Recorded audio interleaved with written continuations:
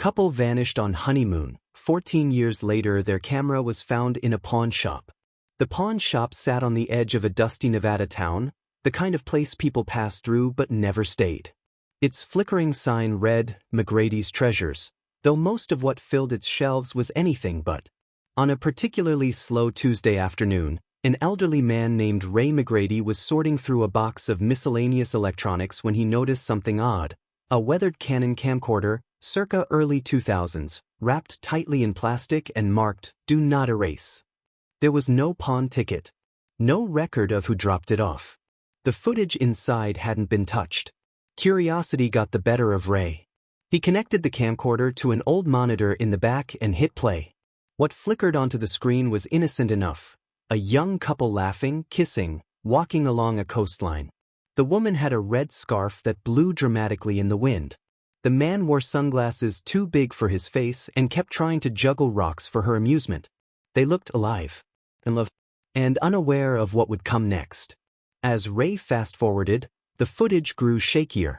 At one point, the couple stood in front of a wooden sign that read, "Welcome to Bristlecone Trail, closed beyond this point."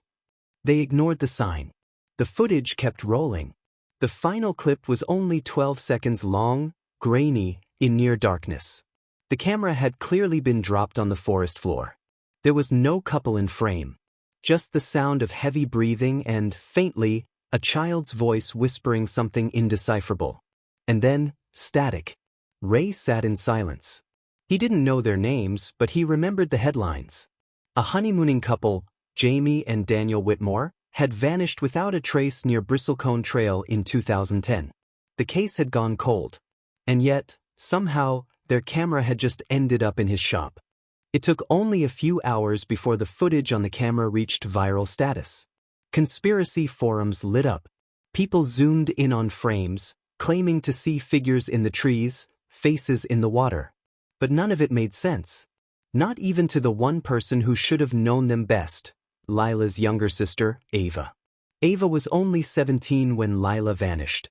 She remembered hugging her goodbye at the airport, the flash of Lila's camera in her hand. Now, 14 years later, she sat in a silent room, rewatching the final moments again and again, her fingers trembling over the pause button. In the footage, Lila is smiling, wind brushing her hair. Jesse lifts the camera to his face, then, static. It's not until 42 seconds into the last clip that something different happens. Something chilling. A low humming noise, almost mechanical. Then, a figure behind them. Not someone walking into frame. Not a hiker or local. This figure simply appears, standing between two trees, still watching. Dressed in dark clothing that seemed to shift like oil on water. Ava paused it. "Who was that?" she whispered aloud, but the room gave no answer. She sent the clip to There was one photo on the camera that hadn't been there before. Frame 47. It wasn't of Sarah or Ben. It wasn't a sunset or a beach.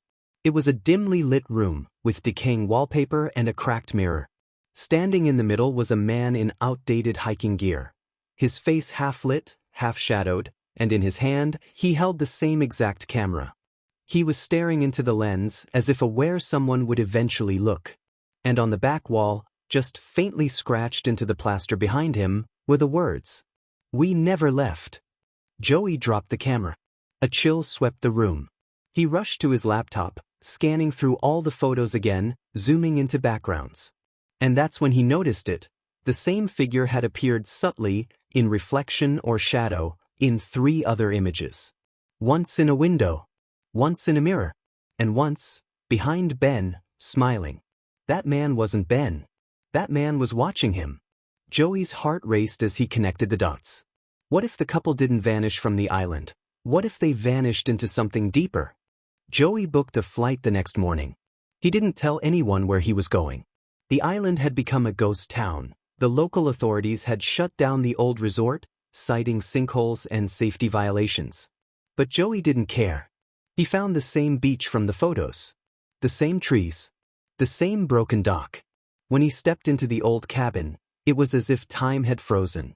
2 dusty wine glasses still sat on the nightstand. A dried bouquet lay in the corner. The camera's final image had been taken here. And in that same corner stood a tripod. No camera.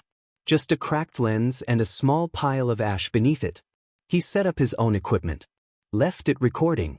Slept with one eye open. And just before dawn, someone knocked. Not on the door. On the window. The footage from that night would later be analyzed frame by frame. It showed Joey asleep on the bed. Then a soft knock. The camera shuddered. A second knock. A third. Then static. But buried in the audio was a voice. A soft, whispering voice that repeated the same phrase. "We didn't forget you. Don't forget us."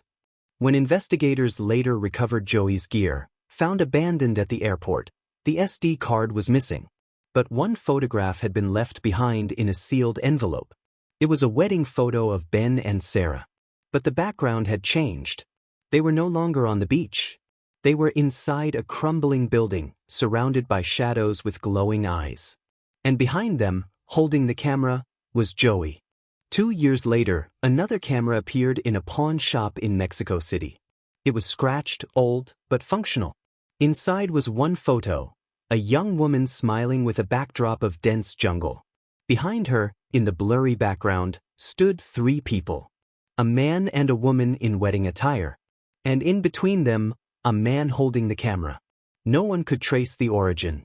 No one could explain how the couple reappeared, still the same age, still smiling, as if time hadn't passed at all. But those who looked closely always noticed one thing. The couple's smiles never reached their eyes.